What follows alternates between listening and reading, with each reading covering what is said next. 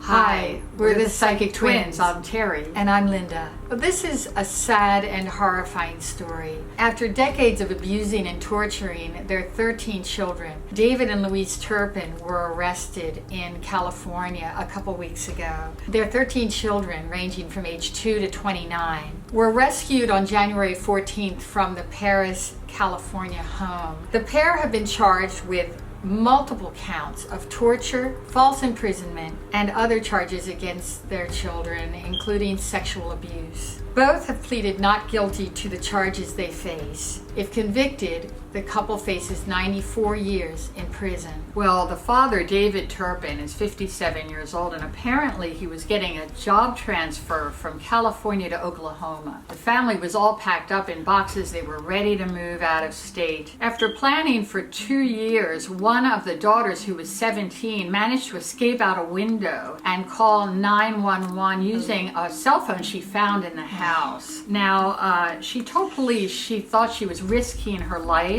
and that she really believed her parents were going to kill her if they caught her escaping. Can you believe it? She was really a hero, I think. She rescued all of them. I'm telling you. Well, the parents are being held on $13 million bail each, and they actually are prevented from contacting any of their children for 3 years. They face life in prison for this. It's not long enough. David Turpin was earning $140,000 a year as an engineer for a defense contractor. The wife was a stay-at-home mom. She homeschooled the children, so to speak. The children were chained to their beds in separate bedrooms. They were beaten, they were starved, they were tortured, and even strangled, some of them. I mean, this is ungodly. There was sexual abuse. We actually suspect that there may have been 1 or 2 other children that died in that home, although nobody's referenced that at all. We psychically feel there were others who may have not lived through this. Neighbors noticed odd behavior. This is the crazy thing. Over the years, but they never reported it to police. Never reported it. Could you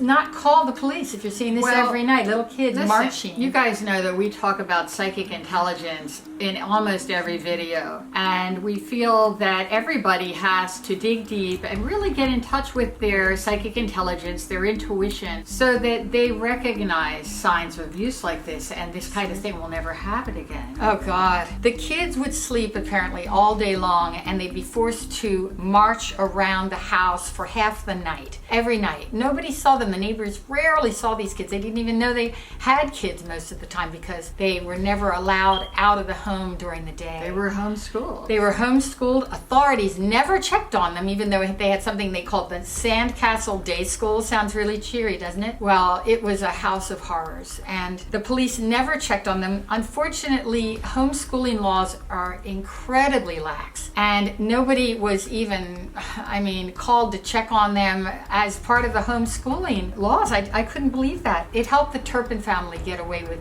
abuse and crime for decades. Now, Elizabeth Jane Flores, who is Louise Turpin's sister, said it had been nearly 20 years since she had even seen her sister and the kids, and she was not allowed to talk to any of the children by phone, which that's a red flag to begin with. Now, she said that she, Louise, and her other sister were sexually abused for many years as children. Probably by family member. Yeah, and this gets handed down through generations, and if they were abused themselves, they would be less likely to notice abuse or to say anything.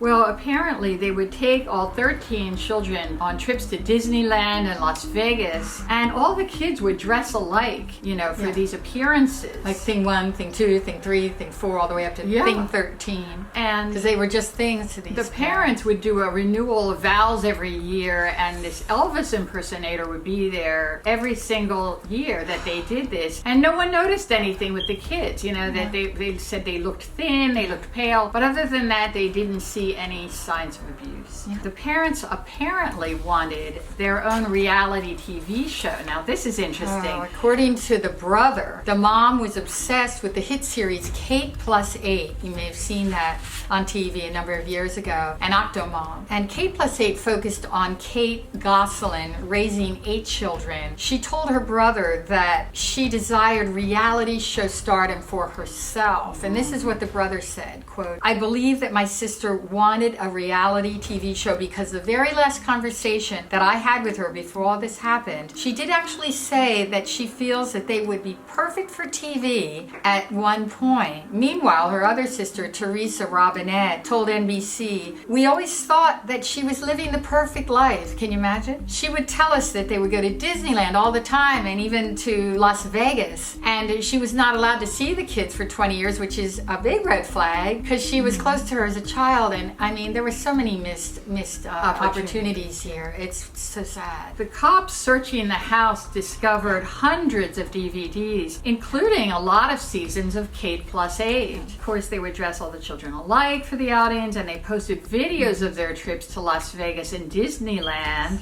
online, and they were renewing their vows. This was all part of their desire to have this reality TV show. And interestingly, just like the Kardashians, they named all their children starting with a J, so it would be like Jessica, Jennifer, and Josh. All the kids had the J names. But they weren't allowed to tell people if they were seen spotted outside in the yard, for example, and a neighbor would say, "What's your name?" They would say, "We're not allowed to tell." And they got really spooked and they were terrified of talking to strangers. They would say, "We can't tell you, maybe you can guess." I mean, if kids in my neighborhood did that, I would be like, what is wrong with this? There's something going on. They were thin, they were pale, they were frail. They hardly spoke to anyone when they were outside. Anyway, we have more to tell about this. The children were robotic. They had the mentality of small children, even though many of them are in their 20s now. Their muscles were wasting away, according to reports, and they were all very, very pale white, never had seen the sun, like vampires. They were forced to march around for hours in circles, a former neighbor said, and we mentioned that before. There were many toys and dolls. This is especially sad. Toys and dolls in the home, but they were still in their boxes. They were never allowed to use or play with their toys. They weren't allowed to eat even. They were almost